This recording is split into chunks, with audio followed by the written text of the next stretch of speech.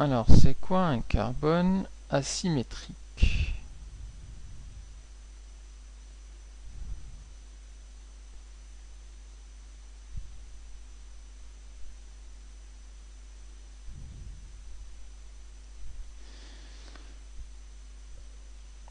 Alors, lorsque un carbone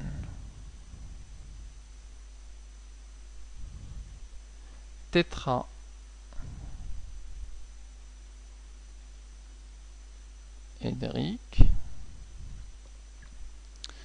est relié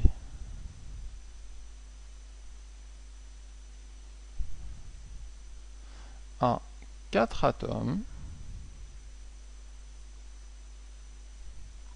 ou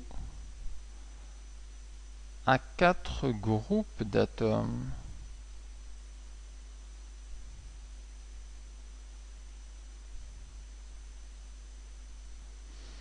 ici le mot important c'est différent.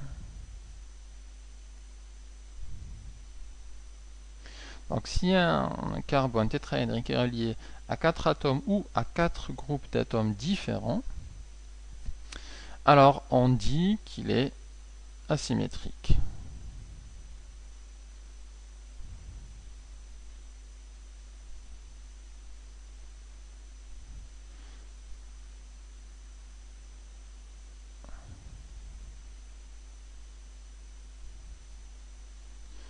On dit qu'il est asymétrique.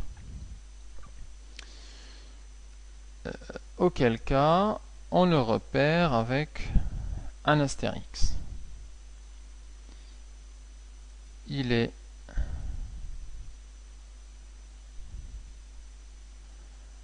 repéré par un astérisque.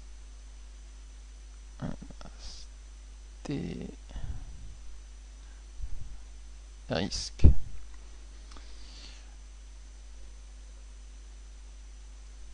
Et je peux donner l'exemple qu'on avait donné ici de l'acide aminé. Au milieu, on a un carbone qui est relié à 3 groupements qui sont différents. Alors, je peux en donner un autre ici. Alors, ici un hydrogène, ici un NH2.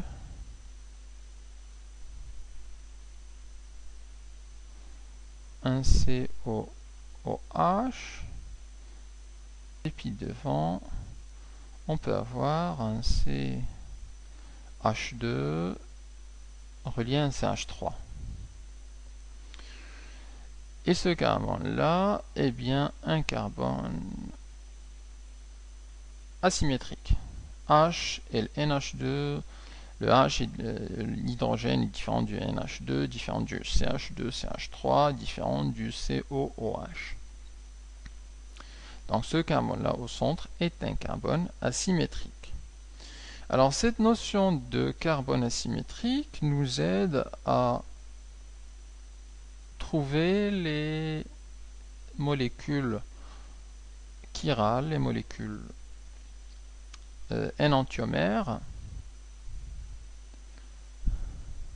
si on fait bien attention. Alors, un carbone asymétrique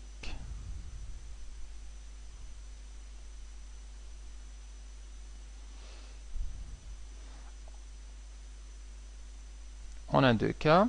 Alors, soit une molécule présente un seul carbone asymétrique, un et un seul.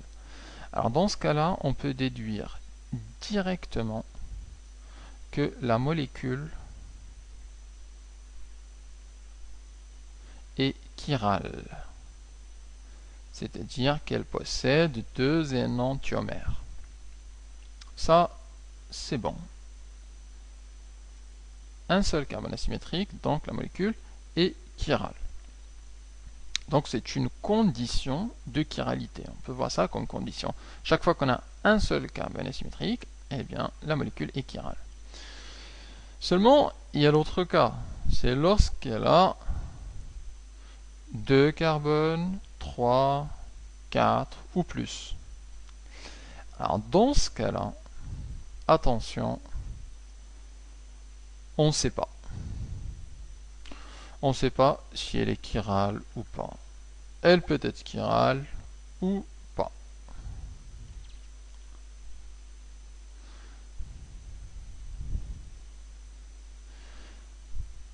Donc là, on ne peut pas conclure. Donc ce qu'il faut garder comme condition de chiralité, c'est cette condition-là.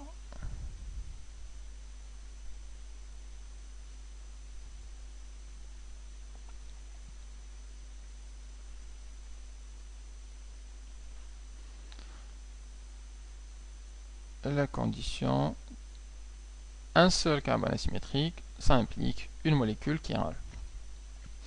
Et c'est important de comprendre que c'est une implication dans ce sens, ce n'est pas une équivalence. Ce n'est pas une équivalence parce qu'on peut avoir des molécules chirales, mais qui n'est carrément pas de carbone asymétrique.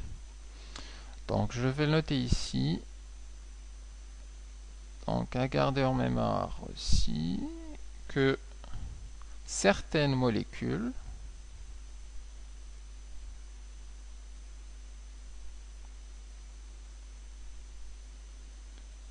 chirales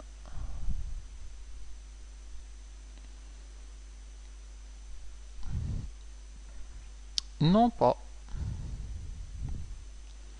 de carbone asymétrique.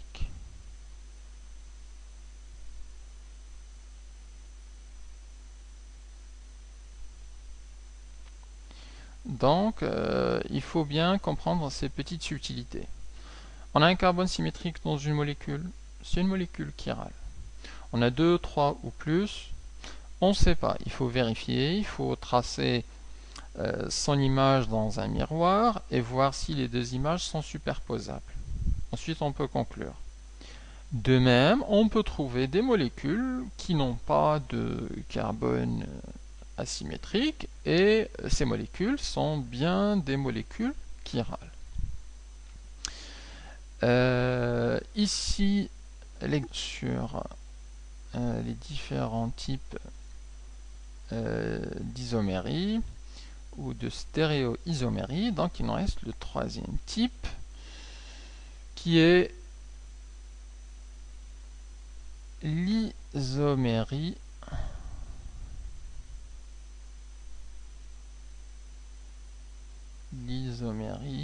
de conformation.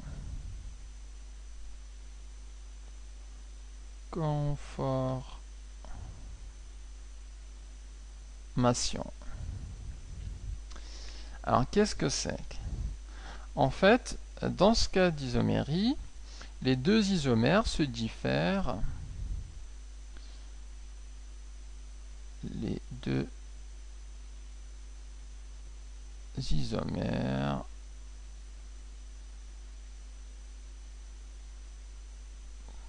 se diffèrent par une rotation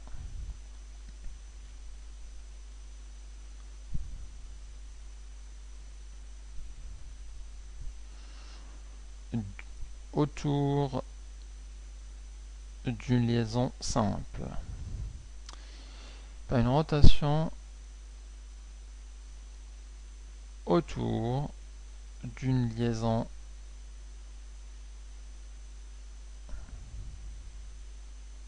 covalente simple.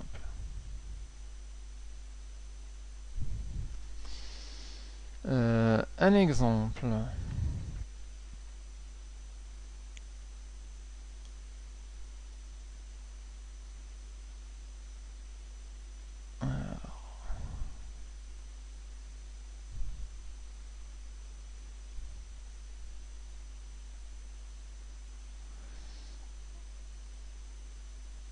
Prenons ici De ce côté, on a un hydrogène, on a un autre hydrogène, et puis un groupe méthyle CH3. De l'autre côté, on a l'hydrogène.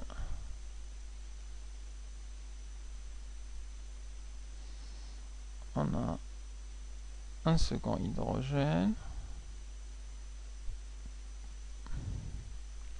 Et devant, on a du CH3.